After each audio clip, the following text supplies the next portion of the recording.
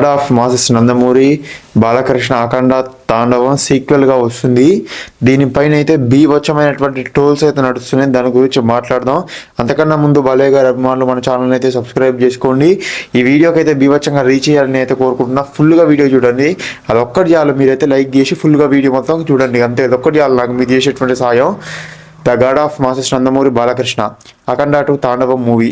ఈ మూవీ అయితే బాలకృష్ణ గారి కెరియర్లోనే one of the first movie సీక్వెల్గా వచ్చేది. అంతేకాకుండా బాలయ్య గారి కెరియర్లో బోయపాటి శ్రీని గారితో 4వ మూవీ. ఈ మూవీ గురించి అయితే పోస్ట్పోన్ అయిన తర్వాత బీభత్సంగా ఎక్స్పెక్టేషన్లు అయితే పెట్టుకున్నాం. మనం వచ్చేసరికల్లా అసలు ఎప్పుడెప్పుడా రిలీజ్ అయ్యేదని చెప్పి 1000 కాలతో ఎదురు చూసాం. ఫైనల్గా రిలీజ్ అయింది. రిలీజ్ అయిన తర్వాత చాలామంది అయితే ట్రోల్స్ అయితే చేస్తున్నారనమాట. కొన్ని ఛానల్లో కూడా రివ్యూ ఇచ్చే వాళ్ళు కూడా బీభత్సంగా ట్రోల్స్ అయితే చేస్తున్నారు. ఆ ట్రోల్స్ గురించి మాట్లాడదాం. అసలు ఈ మూవీ గురించి మాట్లాడదాం. అసలు ఓవరాల్గా ఈ మూవీ గురించి ట్రోల్స్ గురించి కంప్లీట్గా మాట్లాడదాం. ఛానల్ సబ్స్క్రైబ్ చేసుకోండి. అసలు ట్రోల్స్ దేనికి వస్తున్నాయంటే ఫస్ట్ కారణం ఏంటంటే ఇదంతా కూడా ఫిజిక్స్ లేదు, అర్థమైందా? మూవీ అంతా కూడా ఒరిజినాలిటీగా ఉండాలి అని చెప్పి చెప్తున్నారు అనమాట. మీరు ఫస్ట్ గుర్తుపెట్టుకోవాల్సినటువంటి విషయం ఏంటంటే ఇండియన్ సినిమాలో ఏ మూవీ కూడా 100కి 100% ఫిజిక్స్ సంబంధించినట్టు ఉండదు, అర్థమైందా? ఏది కూడా ఒరిజినాలిటీగా ఉండదు. అదొక పాయింట్. రెండో పాయింట్ ఏంటంటే అసలు అది కూడా బోయపాటి శ్రీని కాంబినేషన్లో మన బాలయ్య బాబు గారితో వస్తే మీరైతే అసలు మీరు చూడాల్సింది ఏంటంటే యాక్షన్, అర్థమైందా? మీరు చూడాల్సింది ఆ మ్యాజిక్ చూడాలి, ఆ మ్యాజిక్ వండర్ చూడాలి. అంతేగాని అసలు ఇది ఫిజిక్స్ ఉందా లేకపోతే ఇదంతా కూడా న్యాచురల్గా జరుగుతుందా, న్యాచురల్గా ఇట్లా పాసిబుల్ అవుతుంది అంటే మూవీ అంటేనే కల్పితం. దాంట్లో మీరు న్యాచురల్ వెతుకుతారో అది బాలయ్య గారి మూవీలో న్యాచురల్ వెతుకుతారంటే అసలు మీ అంత ఈ మనిషి ఎవరు కూడా లేరనమాట. ఒక్కొక్క మూవీ రాజమౌళి గారి మూవీ చూస్తే ఒక ఎక్స్పెక్టేషన్తో వెళ్తాం, ఇంకొక డైరెక్టర్ మూవీ చూస్తే ఇంకొక ఎక్స్పెక్టేషన్తో వెళ్తాం. కానీ బోయపాటి శ్రీని గారి మూవీ తీస్తుందంటే మనం వితౌట్ ఫిజిక్స్, అర్థమైందా? ఎటువంటి కల్పితమే మనం అయితే చూడాలి. అంతేగాని ఒరిజినాలిటీగా ఉందా లేదా అని మన బాలయ్య గారి కెరియర్లో మన బోయపాటి శ్రీని గారితో వస్తే మనకి చూడవలసినటువంటి అవసరమే లేదనమాట.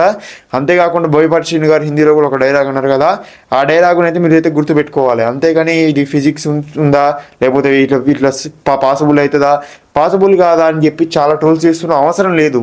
దాన్ని ట్రోల్ చేయవలసినటువంటి అవసరం లేదు. మూవీని మనం మొత్తం కూడా చూసిన తర్వాత ఎంజాయ్ చేసామా లేదా, ఇది ఒకటే మ్యాటర్. మూవీ అంతా కూడా పడుకోకుండా మనమైతే మంచిగా చూసి మంచిగా అనిపించిందా లేదా అదొకటే మ్యాటర్ అనమాట. అదొకటి మైండ్లో గుర్తుపెట్టుకొని మూవీ అంతా కూడా చూసిన తర్వాత మంచిగా అనిపించిందంటే చాలు, మంచిగా ఉన్నట్టే మూవీ.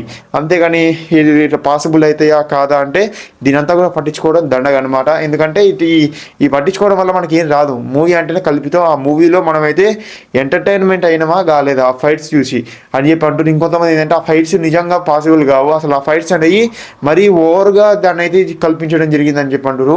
నాకైతే ఓవర్గా ఏం లేదు. నేనైతే అఖండ 1 కంటే అఖండ 2కి బీభత్సంగా ఎక్స్పెక్టేషన్ చేసిన బాలయ్య గారి కెరియర్లో అదే విధంగా ఉంది నాకైతే. మీరు కూడా దాన్ని అయితే చూస్తూ ఉంటే మనకైతే మంచిగా అనిపిస్తుంది. అదే టైప్గా మీరైతే మైండ్లో బ్లైండ్గా అసలు మూవీ అంటే ఇట్లనే తీయాలి, మూవీ అంటే ఇదే క్రాస్లో ఉండాలని చెప్పి మీరైతే అనుకుంటారు. ఆ క్రాస్ అన్నిటిని కూడా వదిలేసి అసలు మూవీ ఎలా ఉంటుందని చెప్పి మీరైతే మంచిగా ఎక్స్పీరియన్స్ చేస్తే కనుక మీకైతే మూవీ అయితే నచ్చుతుంది.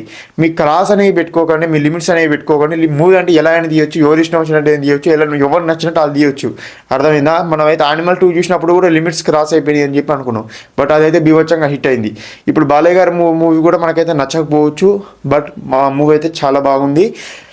మనం ఎక్స్పెక్టేషన్ చేసిన దానికంటే కూడా అదైతే చాలా అంటే చాలా బాగుంది. నేనైతే చెప్తున్నా కదా, మీరు మూవీ కూడా కంప్లీట్గా వాచ్ చేసిన తర్వాత అసలు ఒక్కొక్క సీన్ చూస్తుంటే మనకి ఏంది ఈ మూవీ ఇంత మంచిగా తీసింది అని చెప్పి నాకైతే అనిపించింది.